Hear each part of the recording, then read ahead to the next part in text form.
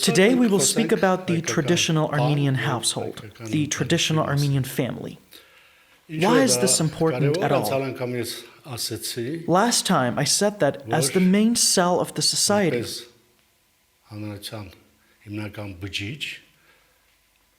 this is where the most important traditions that affected the thinking of the entire nation were formulated.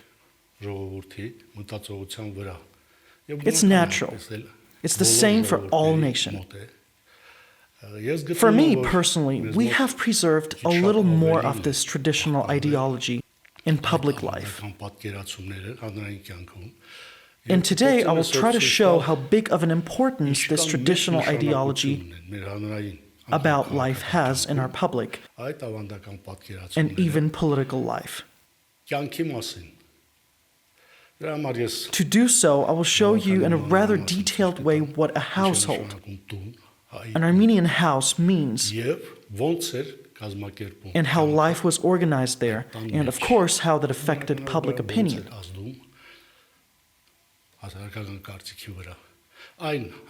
The fact why we are so authoritarian until today, that authoritarian thinking that we have, why we always have such a bad understanding of what rights, human rights, and the phenomenon of right in general are, and why we find it so hard to understand each other and make collective decisions, in many ways have their roots in family traditions. Let me clarify that we will speak about the Armenian household, the traditional family, which we have lived for about 2,000 years. For the last 200 years, well, not 200 per se, but 150, there have been some shifts, but those shifts, as we shall see, did not bring much change in our lives.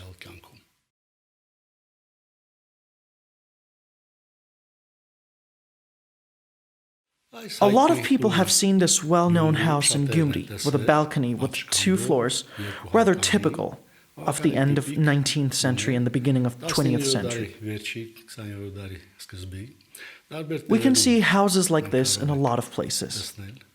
This one is in Yerevan. As you can see, most of them have 2 floors. This one is again in Yerevan. You can see a clear common style. The representation is a bit different, but the architecture is still the same. Again in Yerevan, this one in Goris, necessarily 2 floors and a large balcony. See, this one is in Shushi, a 2-story house with a big, wide balcony and a high staircase. The same is in other areas too. This one is in Tiflis. Again, we feel the same style. See, this is a 3-story house in Tiflis. And can you see the 2 high staircases that lead to 2 balconies? This is Banan's village. Again, the same. In different areas that Armenians have lived in, be that a town or a village, we see houses of similar style. This is the general view of the village of Banans, and all the houses located so close to one another, having the same style. See how high the stairway is? They would build stone or wooden stairs and go up. This one is a house belonging to a melik. See what luxurious high stairs it has. This is in village Gedashen. Houses of 4 brothers situated very close to each other. There might be an impression that Armenians have always lived in such houses. Only in the second half of the 19th century did Armenians start to build such houses. It is when Eastern Armenia came under the control of Russia when the traditional Armenian houses began to change. And as you can see, under the European influence, these 2-story houses were created. The life surely changed, but as I will show you later, the changes in mentality were very small. Why? Because this is what traditional Armenian abode looked like. And here we see completely different houses. 1-story houses with some strange high soil roofs, And by the way, this is Bajni village. And the photo was made approximately until the 1920s. This means this isn't a distant history. This one is a house designed by academician Dmitry Lisitsyan in the 1930s. This one is in Artsakh. He has described these houses from all areas, studied them brilliantly, and see what we have. Such an 8x8 or 10x10 square with one balcony, one story, with very interesting wooden roof. This roof was called Hazarashen, as it was a pyramid-like roof with logs and a garret in the middle. 4 pillars and a garret.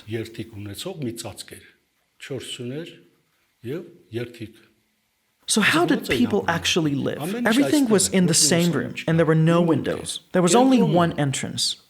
They would light a fire with logs or with manure, depending on the region. Such houses, as well as the life that people lived here, were described in detail by Roman historians and various figures in Armenia 2,000 years ago. Again, a granary, a little table called kursi, where women would sit and work. And that's it. So who lived here? The father and the mother, the homeowners, with their married children's families. This means that you had 3 to 7 married sons and over 50 people living in that 10 to 10 meter room.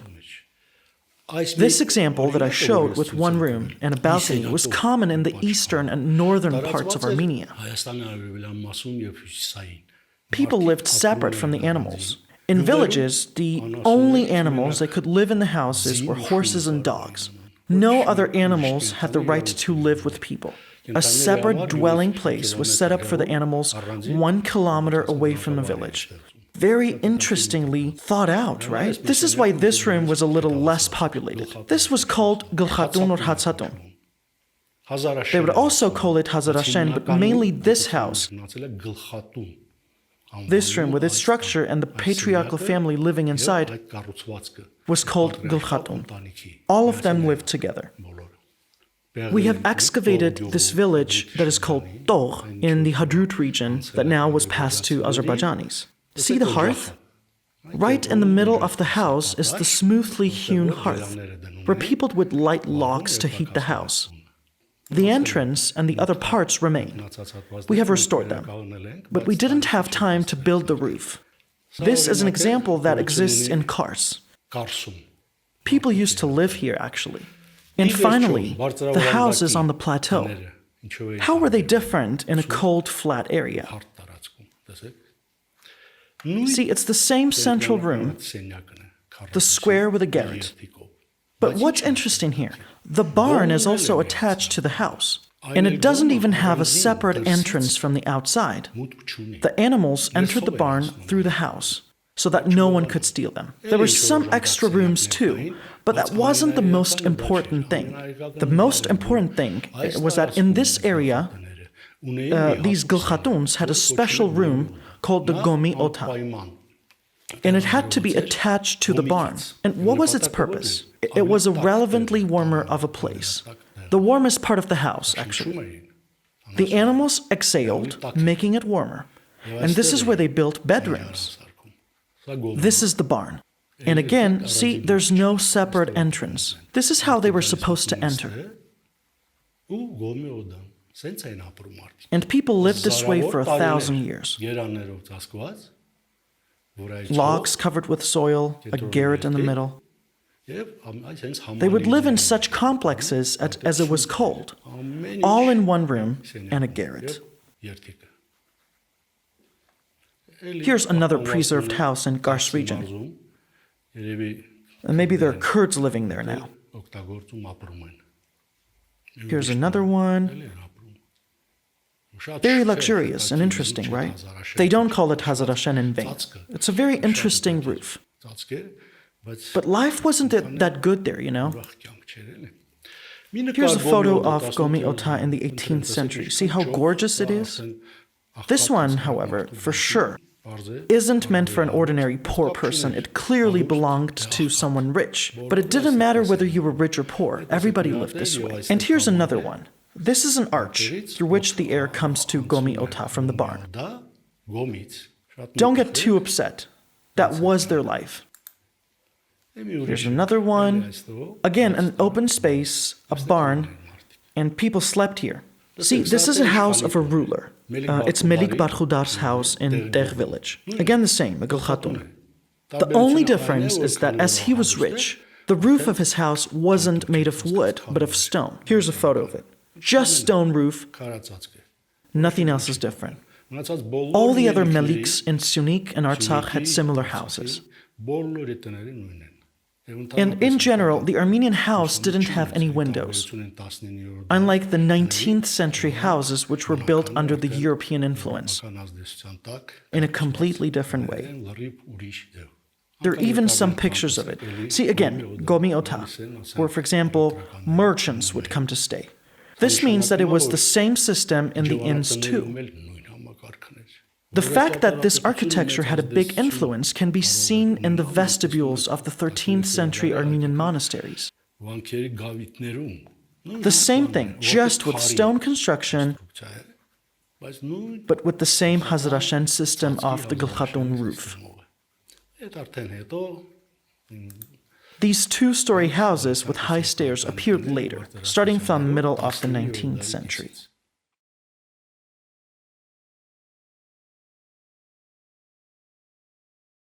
Once you have familiarized yourself with these materials, I think the first question that you might have would be how 40 and 50 people lived in these square plan structures, let alone the complex houses where people could stay in for days. This is an important question. It's natural that there should be strict regulations, a strict discipline, to make it possible to live there all with 24 people. And they had it. And how did it work? It was through determining the status of each person. Every person living in such a house had a certain status. To begin with, you can see how such houses weren't built every year. For decades, generation after generation, the house passed from father to son, from son to grandson. What did that mean? This is a very important thing. There was a status of a homeowner. This was a very high status, a person responsible for the house, for its dignity and order. This was the Armenian father who inherited the house from his father. He was the ruler there, the only one who could make decisions and be responsible for the house.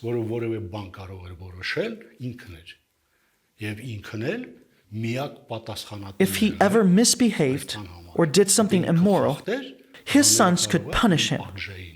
See what an interesting system? Beside him was his wife. Who was she? Metz Mama. This is a well-known status. And after came the sons, the daughters-in-law and the children, all of them having no rights. Generally, no one in this building had rights. There was a system of obligations. The child is born and he already has obligations. It was taught its obligations. What was Metz Mama's right? Get all the men out of the house at 6 in the morning. If one was a minute late, she would beat him out with a wooden ladle. Men had no right to stay at home in the afternoon. And she ruled the daughters-in-law. The daughters-in-law had no rights. They were just performers. Metz Mama would tell them how to behave. In other words, there was an institution of prompting. This prompting wasn't just giving advice. It was reminding of duties. You are being reminded all the time, reminded constantly, 24 hours long. You didn't put this to its place. The kit isn't properly washed. This isn't in the right place. See how familiar this is? Many of you might have seen your grandmothers do this. You know it, don't you? They would wake up in the morning and start calling this daughter-in-law, the other one, their daughters. Did you do this? Did you send this there? See how all this is preserved? This tradition of prompting that I was talking about has a very big specificity. That's a duty as well. It's not like, let's say, someone made a mistake and everyone prompts each other. It's up to me to whether to prompt them or not. This isn't the way it worked. If you suddenly saw something, you didn't prompt, didn't point at it. You are the one who'll be punished. They'll say, isn't this your business? See how complicated it is? And this was a real thing and created a great way to avoid disputes. Everything was clearly set, like some sort of an unwritten law, right?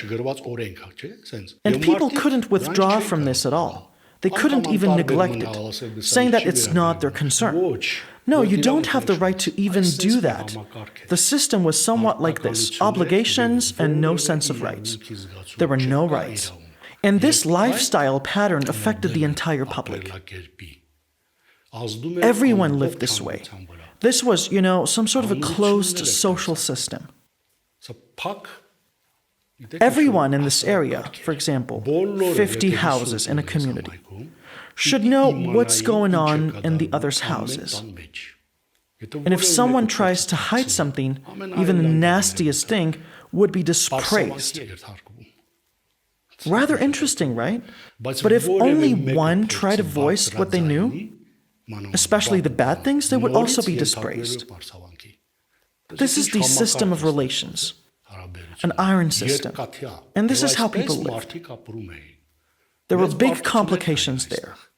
For example, it was very hard to solve the issues of widows, whose husbands had died or worse, were martyred during the war. What status does this woman have? If she's lucky, she will marry one of her husband's brothers. If there were no unmarried brothers, this woman would be completely pushed out of the social life. She had no right to appear anywhere. Baptism, birthday, wedding, wasn't allowed to communicate with anyone. Such women could communicate with one another, visit each other at night, maybe complain over life a bit, and go back home. A rather grave situation. There was no other way. Why? Because this regime wouldn't accept single women.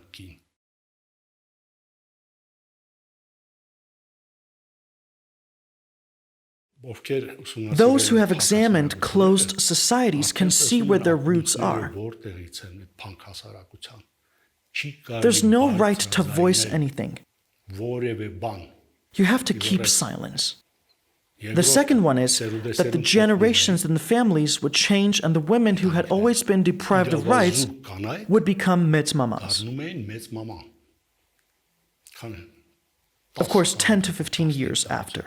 And imagine the behavior of someone who never had any rights and suddenly gained the right to prompt the others what to do. And this went on from generation to generation, and some other things as well, along with it. Here we can see where this closed society, this disregard for rights, giving no importance to rights at all, come from. No one has rights, just status. One dies, you take the lead after a lifetime of following somebody else's lead.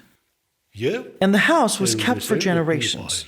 There are houses that were constantly inhabited for 300 to 400 years. And this is true. They're dated, and you have to keep its dignity. This means the homeowner was no big deal too. He was just an ordinary person who had been carrying out his duties not long ago. Life surely had changed. Something interesting happened in the second half of the 19th century. That patriarchal family started to fall apart. By falling apart, I mean people started to live in smaller families. The house of 4 brothers in Gedashen that I showed you depicts this. That is to say, they would build a separate room next to Gulkhatun. One of the brothers got married and left the house. New families were created. Then the second one got married and left. And so did the third and the fourth son. Then they would divide Gulkhatun into 2 houses. But the household was the same. It never changed. The thinking was the same. This, of course, came with the changes of political situation. This happened when the territory passed through the Russian Empire.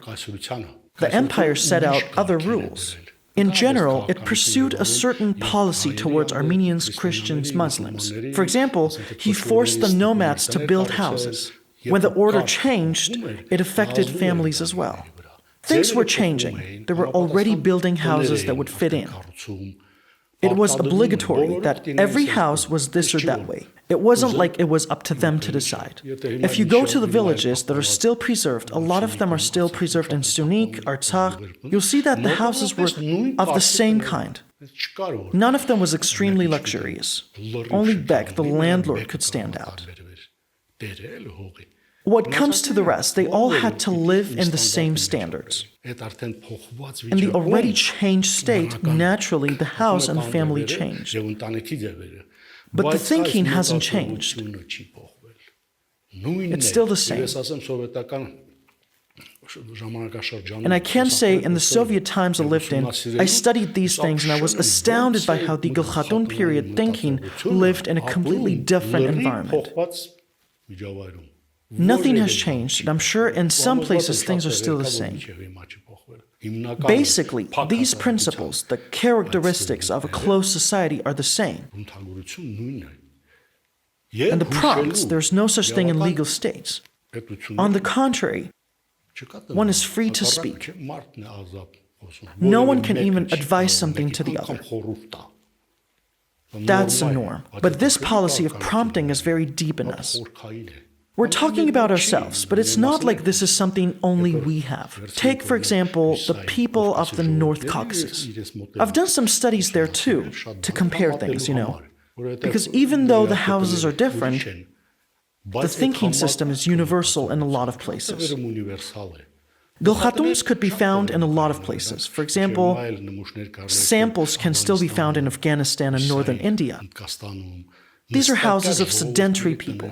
The others didn't have such houses. This, of course, needs to be examined further. But when it comes to Armenians, there are no problems. We have both samples and descriptions. In the 19th century, scholars, writers described everything in detail, the spiritual values and the way people lived. You will see so many amazing things. But one thing is for sure. These are phenomena that characterize a closed society. This doesn't really matter. What is important is its effect on us. This authoritarian mindset, see, no one has rights, solely obligations. There could be some collective decisions made in the community, and yet only the elderly people had the right to make them. 4 or 5 respected people would be allowed to make a decision about the community. And even in such cases, only one among them could actually make the decision. They already knew who it would be. Now let's take a look at our political and social life in this light and see how many things are still the same. See where they come from? From Gulkhatun. We surely have some other destructive traditions too, which are deep in our public and political life, and next time we'll try to find them as well. So conflicts, intolerance, and most importantly, the search for an external backer. Next time, we will try to look at this once again, and you will understand that all this is not accidental. And it is also not accidental that they are so well preserved. Every day on Facebook, everywhere, we can see some bearers like the only truth. People aren't interested in others' opinions. The only thing they care about is their own opinion, which is presented as the only universal truth. Nothing else matters. You'll see where this comes from. Of course, it's already clear where some of them come from. Gulkhatun, of course. And when it comes to the next part, we will pass on to a very important section of our history. And we'll see that whatever happens today in the Russian-Armenian-Turkish triangle, we have had for a very long time, from the time of Byzantium, from other times, from the time of the Arabs. It's not like we have appeared in this cage just today. The story was always about that. We will talk of this, and that will help us understand the roots.